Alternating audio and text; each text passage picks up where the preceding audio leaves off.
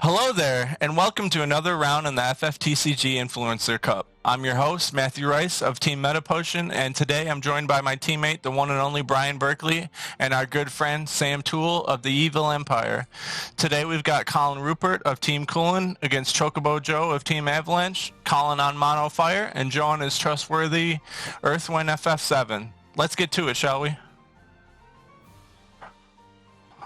So Brian, what are you trying to see out of Joe today? I think Joe needs to come in hard, fast, and aggressive. He needs to get Aerith 3 CP backed up online to his forwards. Looping You're using Coop Sith to loop Aerith could probably give him the win, along with Mist Dragon and stopping some of the recursion that Collin may have in Mono Fire. Yeah, I think that's the big thing going on with Earthwind FF7 is reusing Aerith over and over again. And Sam, what are you trying to see out of Collin today? So Collin's working on Mono Fire, which we've seen be quite dominant in this Opus 11 meta, being able to use Marsh and Ritz, despite it being a separate color. Usually just being fairly value-oriented deck, being able to have constant, efficient removal, that'll be a big benefit, because that way he can, even though Joe's creatures are forwards are fairly efficient, being able to make sure that they're removed off the board really kind of disrupts some of the synergies that the deck can get, between having Tifa and Barret and Cloud, and just really kind of stockpiling the board. As long as Collin can keep that down, and just kind of keep some pressure going, he can be in a pretty good spot. Yeah, I agree with both of what you guys had to say. I think March Rich brought a lot of value to a deck that had very little value before. So cards like Geomancer, March Rich, both Beliases, all types of cards that make you draw things or do value. It's a pretty good time to be a Mono Fire player. 10 out of 10 would agree. Absolutely. Yeah, I mean, honestly, I think Ritz in Mono Fire has allowed for the resurgence of some very interesting fire choices from Collin's deck. Joe starting off with 2 backups in play will give him a really nice advantage and allow him to be an aggressor against a potential control deck from Collin. Yeah, and I really like the fact that he's got that Wind Moogle that does tap for Earth. This will allow him to, his deck is mostly Earth-centric, but allows him to keep that kind of splash, especially for like Barret's special ability. He's got a bunch of different heavy Earth costs in the deck between Barret, Vincent, and just a lot of Earth cards in general. So that'll definitely be good for him. And then Collin able to follow up with 2 backups as well. Looks like they're both getting off to a pretty good start here. Yep, one of those backups being really important because it's gonna help to get his Marsh online for the reduced cost. So all he needs is one more FFTA character, and he can get the reduced 3 CP cost for Marsh, which is high value. Yeah, if a card's already good value, it's even better value. And I love the fact that in Mono Fire you can just go the Black Mage into another Black Mage, and already you've got that synergy going. And of course Marlene over there picks back up the Barret, which is only 4 CP now due to Jesse being in play, so that Barret will probably be coming down from Joe very shortly. Yeah, both these... go ahead. That's a lot of value. Yeah. Luckily, both these guys are able to match each other's starts here, so we'll see who slows down first. Yeah, and it's funny that you mentioned him grabbing back the Barret, because I think that's the promo that actually Joe is playing for in this tournament. They're actually playing for the 4 CP Barret. Very cool. Yep, the Break All Forwards S ability. Yep, that one. Ungar Max. That's a fun word to say. I may have botched it. We'll find out later in the YouTube comments. But of course, getting the Marsh from the Mont Blanc, Collin is pretty much locking up his standard game plan of, and both players, of course, just playing out a bunch of backups is fairly common right now. People really going for very value-centric decks. Nobody's usually just dropping out one backup and just going in, usually trying to build up that infrastructure, make sure they're in there for the long haul. Yeah, I mean, I've seen Joe play this deck pretty frequently. He usually doesn't get much further beyond 2 to 3 backups in a lot of his games. So the fact that he's already at 3 and he's discarded the Godo, tells me he's drawn quite a few backups. And there's the promo, or there is the Barret that Joe is playing for right there, casted for 3 CP. The hopeful promo. Hopeful, yes. Yeah, and the fact that he did pick up that other Barret does give him access to that S ability, that Ungar Max, which, of course, is very, very expensive. 6 Earth CP and then the S ability, but it does break all the forwards your opponent controls. So if that can sit out and wait for an opportune time, considering we know Joe has a Barret in hand, that could be very devastating. I think Collin's going to be smart enough to know to play around it, knowing that card is in his hand, but we'll see. Very true. And I mean, I wouldn't be surprised if Collin just kills it here. I mean, he's playing a control deck for a reason, right? That Barret sitting around for more than 1 or 2 turns would be kind of surprising. Looks like he seems to be thinking about killing that Barret right now. Yeah, that would be where my prime targets would like lock in on that Barret, because you can't have that guy sitting out. Because that's, as I mentioned, another benefit of that Moogle, because even just doing the 4 CP payment on him to be able to choose a dull forward and break any dull forward, that's something that you're going to have to be cautious of for the rest of the game. And there's the removal we were talking about. Exactly, yeah. That mono fire deck's just going to be loaded up with the removal. So, and down goes Barret. Legendary VV just blows him right off the board.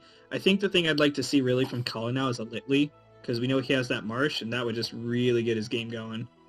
Absolutely. But it looks like another Scholar 2 CP backup gives him a lot of access to, break his backups to be able to either clear away, but also clear off Joe's board. So, Good stuff coming. If Joe's going to be able to stop Collin from doing mono fire things, I think we're going to need to see you in Saganashi or Aerith here soon. Yeah, very, very soon. Well, and there's one of them. Yeah, I think it's great that you mentioned those, because those are the cards that both of which will give the control deck where they're trying to pay a lot for these removal spells, but it just ends up not working out, because Unsaganashi being able to give protection against those summons or even abilities are just definitely going to net Joe a lot of value in the long run. Agreed. And I think that turn was honestly, even though playing an Unsag is what you really kind of want to do, I feel like that turn was a setback for him, right? Because Collin's already got a forward on the board. He's got 4 backups as a control deck. He could play his 5th backup here potentially. And Joe's still sitting at 3, so Collin's already got established board and ready to start blowing up any forward that Joe plays at an inefficient cost. And there's the loyalty we wanted to see. Yep, so the only win card that Collin will have in his deck will be Ritz. So he is guaranteed to find Ritz here. Loyalty, of course, looking for, I think it's a wind and an earth card? Ice card, I believe. Wind and ice. Yep. Wow, where is this Ritz? He's playing 3, I hope. The other nice thing also is that we know he has the Marsh in hand. We saw that earlier. He searched out for Mont Blanc, and because he has Mont Blanc and Black Mage in play, those are both FFTA backups. So he could actually even go in for 2 points of damage right now if he wanted to by casting the Marsh into Ritz. Like, tap the backup, discard the Ritz, and play the Marsh. Yeah, Joe will definitely be on the back foot if Collin's able to pull that off this turn, which I think he will be able to. Personally, I would definitely opt for that play. I mean, you do worry about Shantoto, but Shantoto's not really played, and actually, as we look over Joe's list, he doesn't have that here, and that's one of the few things that would give him a lot of value. But it looks like those cards from the break zone are disappearing, So There a we Yuffie go. is discarded and a Mist Dragon is played. So this is really good for Joe because he left open that one CP. He's going to get a lot of value by being able to efficiently play the Mist Dragon, shut down the Marsh, and really hurt one of the best value engines that that deck has to offer. And he's even going to get back his Barret on this EX Burst. Ungar Max. If Joe's going to bounce back, it's going to start like this. So we'll see what he's able to pull off this turn. I think he's also okay with just taking that point. Even potentially if he took like another point or two next turn. Joe's deck has something like 17 EX bursts in it. So I think he's sitting pretty to take a couple points, and that can really kind of help him bounce back into this game. Yeah, the game's not over until somebody takes 7 damage. Yeah, I think that was a very well set up turn for Joe. He knew his opponent had the Marsh. He knew he was in a pretty prime spot to be able to potentially play it, and leaving open that Mist Dragon. While he may have had something else in his hand that he could have done, we didn't see his hands, we don't know for sure, but he almost certainly had something else he could have done with that 1 CP, but I think that was a very smart and efficient play by Joe to be able to really kind of stymie his opponent there. Now, if you're Joe, it's Tyro, what do you grab? Cloud? Yeah. Yeah. I mean, it's the obvious question or obvious answer, but I mean, like, and then do you play the Cloud the same turn and grab something like the Aerith? Yeah, I think that's the plan he has here with those 2 backups left up. I don't know if I go straight for Aerith. I guess I would have to know what's inside Joe's hand, but I do not. I would like Aerith here. And remember, Cloud is discounted, so he only has to pay the 1 CP. So if he does get Aerith, he can even replay Aerith right now. And, yep. He's going to go ahead and dive in. Get his full 5 backups online. He's got the Cloud, which is capable of, kind of firing back at Collin's board if need be. Obviously, it's a pretty hefty cost of losing 7 cards off the top of his deck, but that is an option for him. And then being able to just be at 5 backups, the Unsaganashi, and one of his prime cards for his deck, that Cloud, this is it's looking like a pretty good spot for him. So after this Aerith activate, do you guys think we'll be seeing that Barret again? I would say yes. There he is.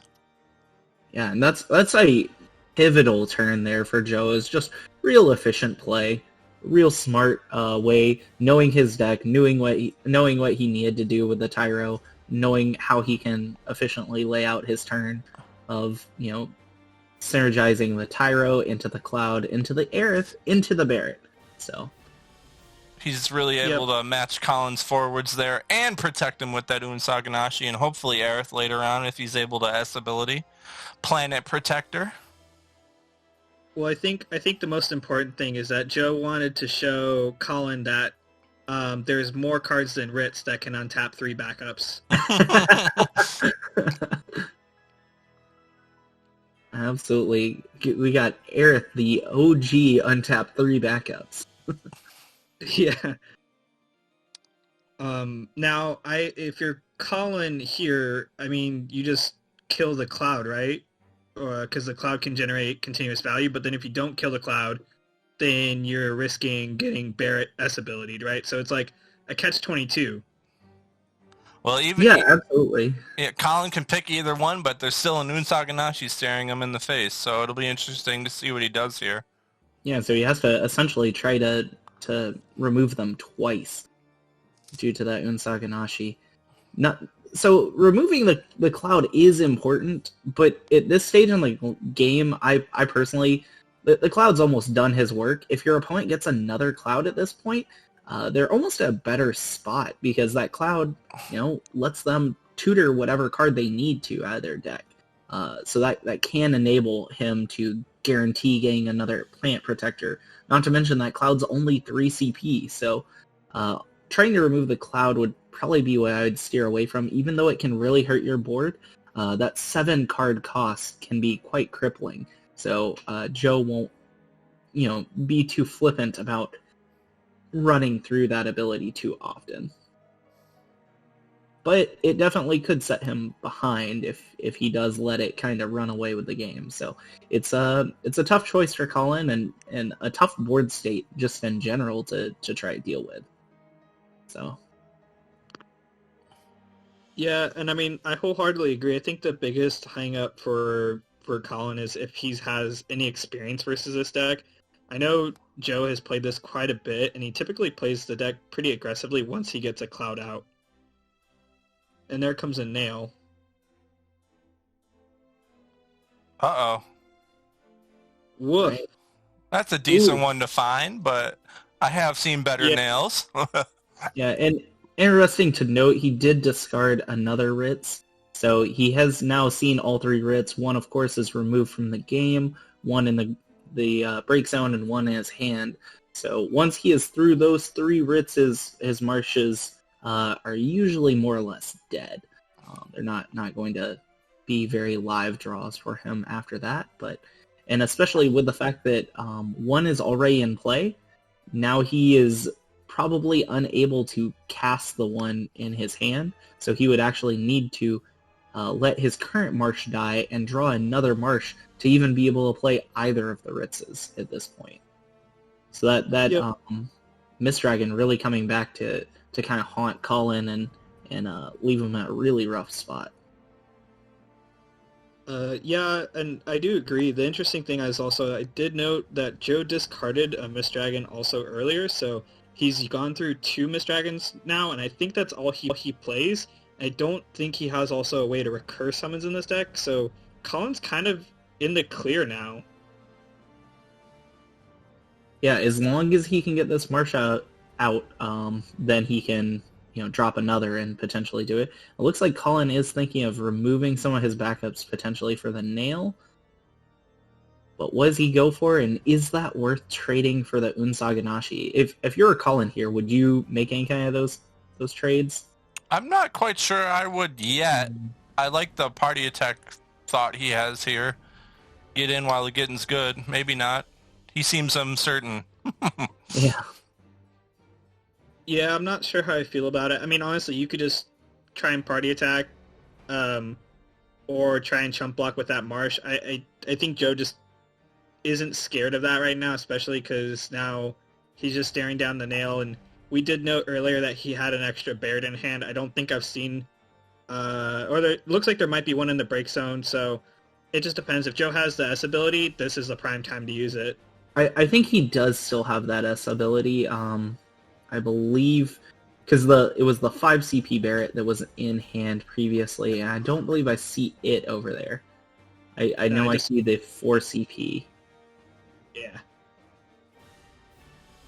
But I'm sure if he does have it, we'll find out here, because now that he has 6 backups, he could tap 4, pitch 2 cards, and then that Barret, and he would be off to the races on breaking 3 forwards. Even though that's that 8 cost, that's essentially that Shantoto effect that we were talking about, but also he gets to keep his Cloud and his Barret, so that would be quite good.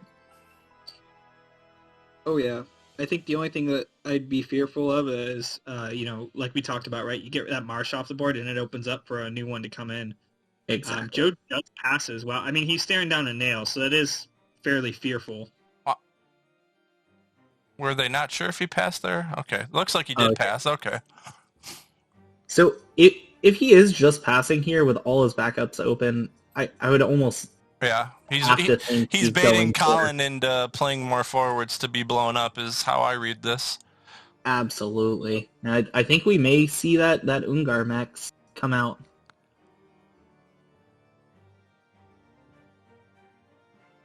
Yeah, because I mean, and I think that's a pretty big tell that you have it, because honestly, if you aren't planning on using that, you probably just kill the nail with Cloud, right?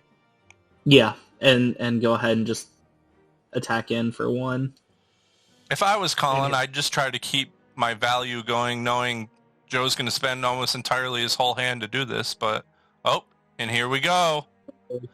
Boom!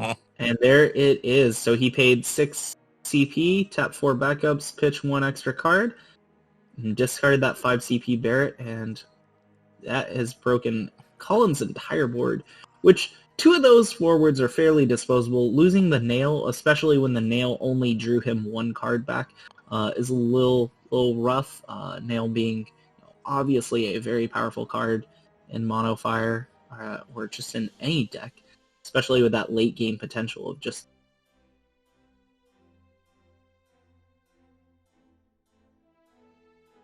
Yeah, if I'm Collin, I'm not feeling too bad about that because, like you said, they were pretty invaluable forwards, and if I get to replay a March again, I'm pretty happy. Yeah, but it's also pretty smart of Joe, right? Because Joe waited till Collin went to combat. So if you're Collin, you don't play March this turn, right? You play it the following turn because you aren't going to get the instant value off of playing Marsh Ritz, and you risk Joe killing it before you get that value. So it kind of forces Collin to play the game a little slower. Just casting the Terra, grabbing back that Ifrit.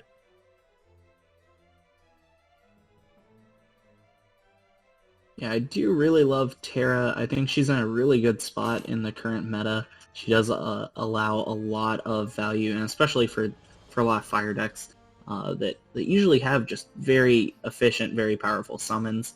That Ifrit 2 CP to, of course, deal 7k will be able to kill off the Cloud, but with the Terra trigger, we'll be able to actually even kill off the Barret.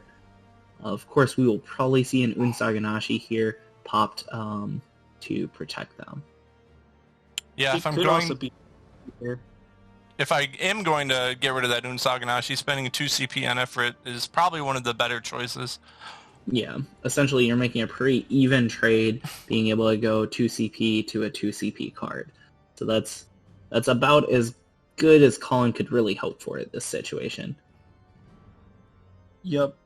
I do also like Joe being pretty smart and making sure he's leaving that Aerith on tap, so even though he had the Unsag on board, he has to make Collin really question, like, how much, like, protection does Joe actually have? Absolutely. You always gotta leave open the threat of it, whether you have it or you don't. If you leave that Aerith down, you just remove all doubt whether you had it or you didn't. So, just pretty really hoping to see. Yeah, and I feel like I'm really hoping to see a Tifa come out pretty soon. Like, oh, he's just gonna murder that Tifa. Terra. Okay. Yep. And Or so this Terra. is exactly what you were talking about with Joe being fairly aggressive with the deck. Yep. He's just gonna go ahead and even though Terra is not like a very high value target, she's only a 5 K body, he's just going to go ahead and remove it so he can kind of clear the way and make sure that he is really being the aggressor now that he has been able to resolve that Ungar max. Yeah, there were a lot of good cards in that top 7 removed from the game. Yep. Couple Diabolos, a Tifa, another Aerith backup. Yeah, those are definitely things that are the huge downside of that Cloud, and we'll have to, only time will tell if that comes back to bite Joe any. And it may be doing that right now with the Saz backup flipped off EX. He's going to be able to go and find any fire summon he wants, and he may be looking to kill another forward here soon with that Ifrit. Yeah, it's an interesting choice that Joe went that route. I mean, and I also think it's curious because he has 2 Rems that he's discarded this game. I feel like you should have held on to those as a higher priority playing against Mono Fire. Like, that just stymies a lot of the stuff that Mono Fire wants to do and puts you in a great position unless you're staring down a BFA. Yeah, absolutely. I'm right there with you. That is a great card, but unfortunately, it is not in play for him. And there goes down the Cloud. Experts, gotta love them. Yep. And it's interesting that he prioritized killing the Cloud there. I mean, yeah, it saves him a point of damage, but just like you said, it opens up the possibility of him playing another Cloud.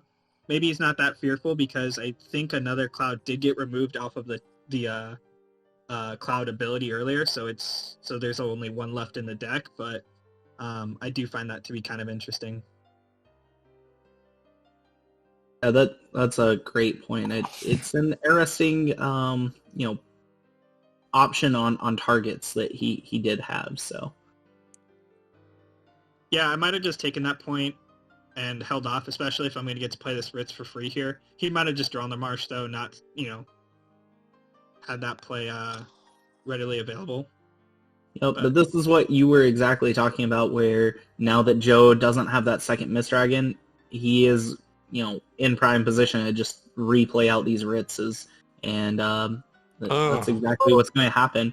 And if you saw one Aerith go down in that remove from game pile, we're going to see another one go down to the EX burst, and that is unfortunately going to take away all of Joe's options on Aeriths for the rest of the game. The planet will not be protected in this game.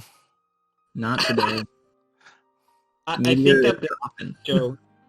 Yeah, I think it definitely puts Joe on the back foot, like 100%, because the deck he's running plays 3 Aerith. That's like your entire engine for protecting your forwards outside of Unsag and Ashi, which Collin has already gone through 1 Unsag. So, I mean, at this point, Collin can just freely cast any removal he has and just blow up Joe's board over and over again, it seems like. Like he just did with another Vivi. Yeah, and cards like that are just so efficient because he is both getting a removal and getting a body. So this is essentially kind of counteracting any of the negative value that he had gotten from having a fight through the Unsag and other things. Woof. Casting the Dodaluma into an EX Burst draw card. That basically just made that Dodaluma free. Oh, wow. That is powerful. Not to mention, in combination with a turn where Collin didn't have to discard a single card, and he put 4 forwards out. So that's something to note, right? 3 CP on the Marsh, immediately paid back on the Ritz. He only paid 3 cards from hand, and he has 4 forwards. That is what I would call a value turn, and then he also drew a card. So he effectively lost the 2 cards he played for the turn, but made 4 forwards. We'll see how Joe's able to bounce back here. He did Kusith back his Cloud here.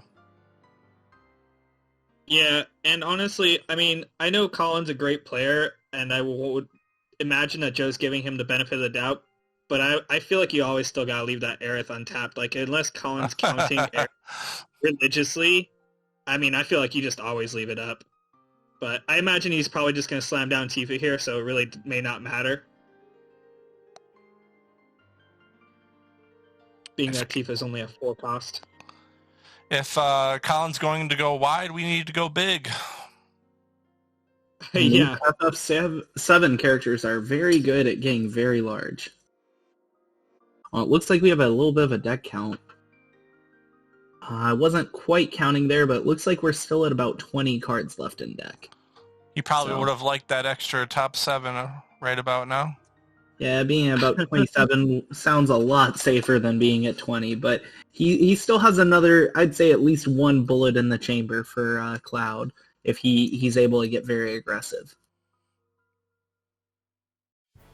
But of course, Collin being more of a control deck, just gonna try to stall it out a little bit and push his own aggression out. Being able to attack out to your opponent and take cards off the deck is also an effective way to kind of make that Cloud a little less effective, because you take a card every time you take that EX burst. So that's important to remember, that you can just kind of hurt that deck strategy just by dealing damage to your opponent. Yeah, the other thing that's also important to note is that Collin is not at 3 points of damage, so Ritz can be blocked. And so that makes it a little bit harder for him to get some of that value out of it until Joe pushes further into the game. Yeah, and that might have been an oversight by Collin. I mean, it's good to try to slow down the game, but when he did remove that Cloud earlier, that did prevent him from going to that 3rd point of damage. if he was going to do a Dataluma follow-up play. But he also does know he has Datalumas and cards like that in his deck, so he knew he could deal himself some damage, so it does make sense that he doesn't want to take it too early, too quick. Yep. And there's I think we said that's a Scholar, right, to deal 3k to each of the forwards controlled by Joe? Correct. Let's And see what it looks like maybe a second? Six. Vermilion Bird. I wonder if he has a Phoenix, perhaps? Or I feel like you go for the 3 that buffs your CP? forwards. Or 3K? Yeah, it deals 3k, and then this would deal... Oh, no. Here we go. He's gonna get an finish that Tifa.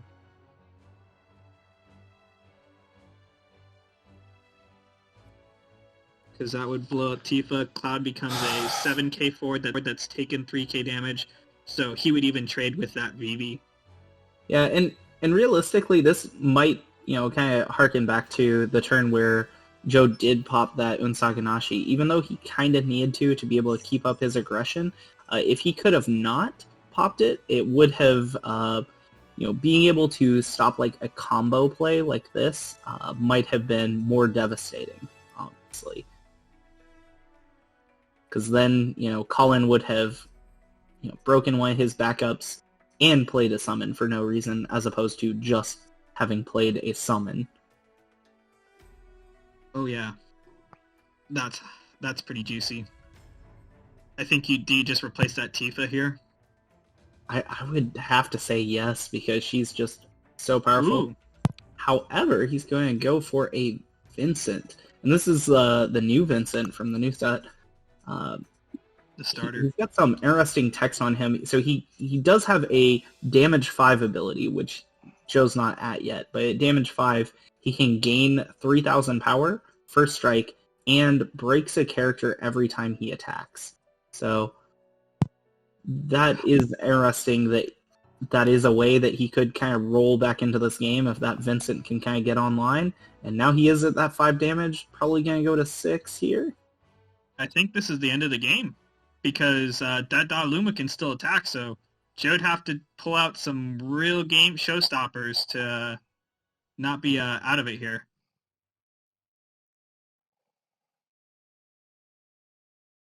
Like, you just poke with that Brave Dataluma and call it a day, right? And that will wrap it up, unfortunately. Oof. So that... It's good to see that Mono Fire's back in the game, though, boys. Absolutely. And Collin taking it there, 7-2 for Team Coollin. That's one more win towards their Knicks promo. Well, gentlemen, Yeah, I hope you enjoyed our game. Any final thoughts? I mean, honestly, with the Noctis promo that was revealed, I would be pretty hyped to get, with the Noctis card of the week that was revealed recently, I would be pretty hyped to get a Knicks promo. I agree with you there. Absolutely.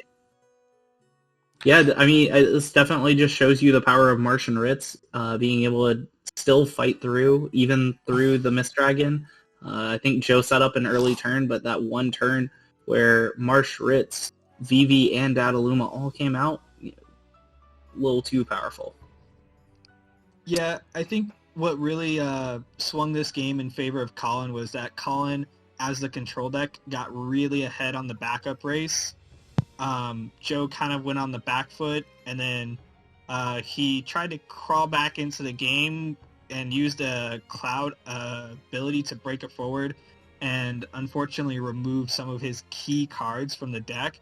And that's kind of the risk you take when you play that card, as, shotgun as that card is, and sometimes can just really swing games and, win you, get your opponent to 7 real quick, but you can also lose some of the cards that really, I guess, are centric to what your deck wants to do.